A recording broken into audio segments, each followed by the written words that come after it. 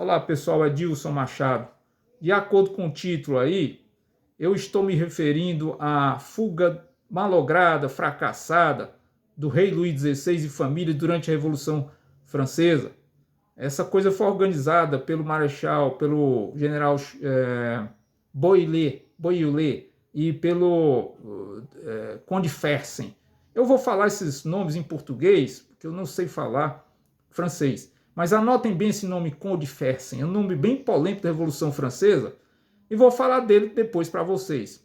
O plano consistia em retirar do Palácio das Tulherias, em Paris, a Maria Teresa, filha do casal de 12 anos, o Delfim, filho do casal, Maria Antonieta e o rei Luís XVI.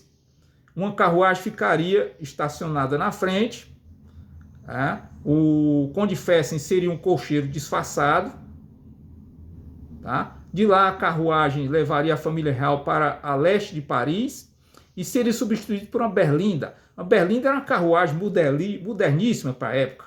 E aí foi o principal erro da família real. Precisava ter baixado a bola, Luís XVI. Você não podia ficar dando pompa, dando bobeira. Você imagina? Nós estamos em plena época revolucionária francesa. Todo mundo de olho o que está se passando. Essa carruagem tinha que passar por vilas. E aparecia aquela carruagem luxuosíssima. Um dos jornalistas disse que era a miniatura de Versalhes, em tom jocoso. Tá? E ao mesmo tempo ela era lenta, ela não era ágil. Foi o grande erro. Tá? Tinha que passar por várias vilinhas. Cada vilinha dessa tinha que ter uma troca de cavalo. Anote bem esse ponto de Somme-Vesle, que era um canto que eles tinham que passar, que era uma fazenda com um lago artificial, um açude. E lá era exponencial, porque lá estaria aguardando 40 ussados sob o comando de Duque de Choiseul, a mando do general, que eu falei agora recentemente. E lá eles escoltariam a família real até a fronteira com a Bélgica. 40 ussados. Que eram ussados? Ussados são soldados, cavalaria de soldados. Eram todos alemães, mercenários. Dito isso, mas a coisa começou errada a partir do momento do planejamento, do dia. O planejamento era para ser de 8 de junho. Tinha uma serviçal da família real que era pró-revolucionária. Estava lá e ia sair dia 11 de junho. Estava de olho no casal. Então foi marcado para o dia 12 de junho, 1791. Dia 12 de junho ela ganhou uma semana extra. Marcado para o dia 18, também ganhou mais um dia extra. Dia 19, mais um dia extra. Agora não tinha jeito, tinha que ser dia 20. Tem que ser no dia 20. Ela saiu de manhã e a fuga foi à noite. Vamos a ela, como foi? 11h30 da noite. Primeiro a ser despachado para o coche do Conde Fersen. Foram o casal de crianças. O menino, inclusive, o Delfim, disfarçado de menina. Entraram lá. Depois foi o rei Luís XVI. Vestiu roupas simples.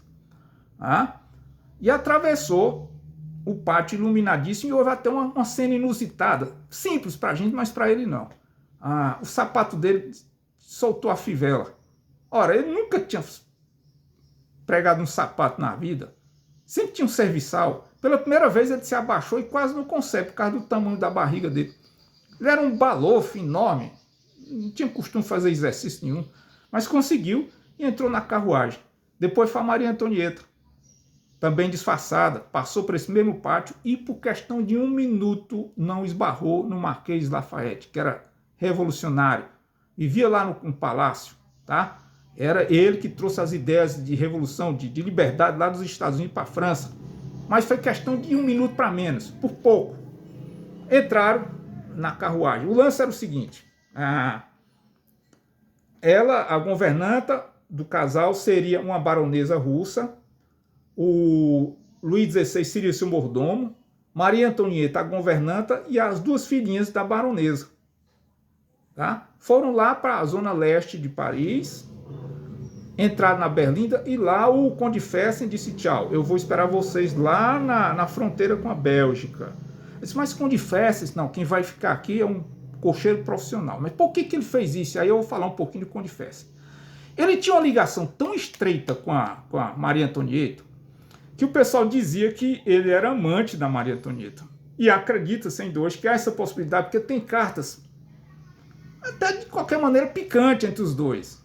Pode ser. E ele pensou, eu vou pular fora, porque de repente esse pessoal vai prender a gente. E o que vão dizer?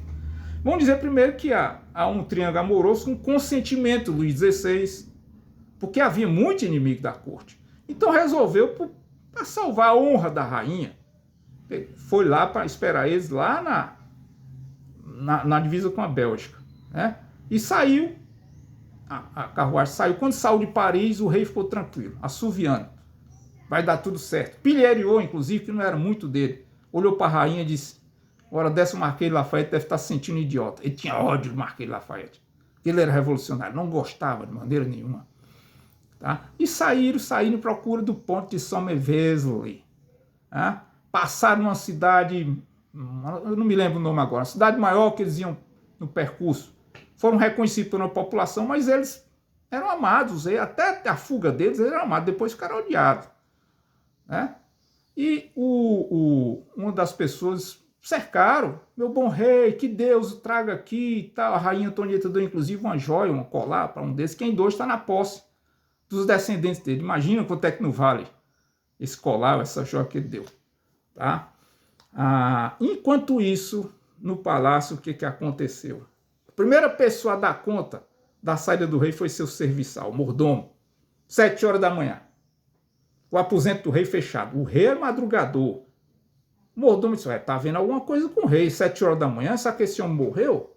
Bateu na porta, meu rei, nada. O que tá vendo? 8 horas da noite arrombaram a porta, não tinha ninguém. O rei fugiu, chamaram o Marquês de Lafayette. Fuga do rei.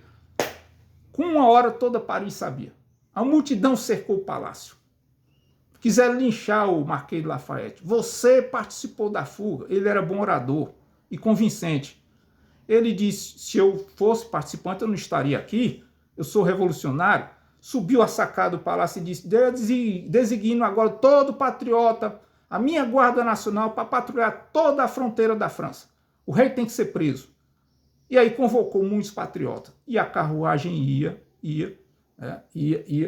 Até que chegaram ao ponto de Somerville, que era uma fazenda com um açudezinho. E o rei assoviando, esperando os uçados, que eram alemães mercenários, né? Porque eles iam escoltar ele até a Bélgica. Né? Mas qual foi a surpresa do rei que não viu ninguém? Ninguém. Olhou para Maria Antonieta e disse, meu Deus, não tem nenhum soldado aqui. O que eu vou fazer? O que houve? Nada. Nada. Ficou desesperado. Trocou os cavalos. Mas o que houve, pessoal? A coisa não tinha de dar certo. Havia um entreveiro lá entre um proprietário de terra e os camponeses.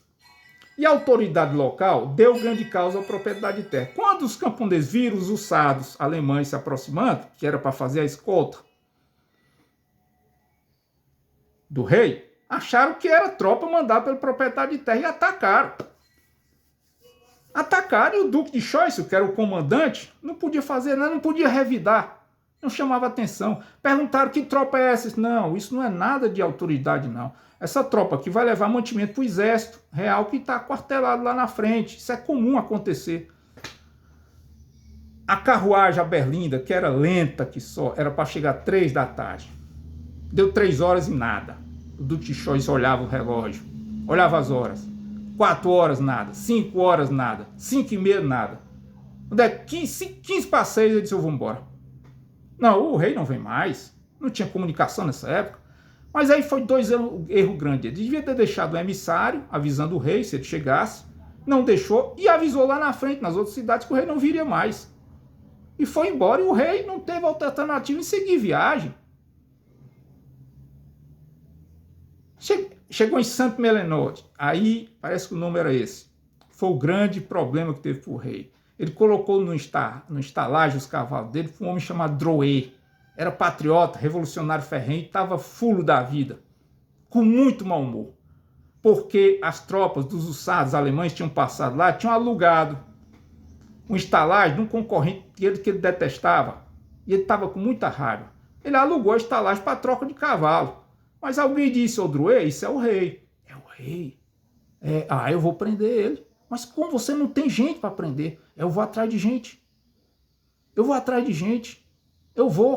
prender ele.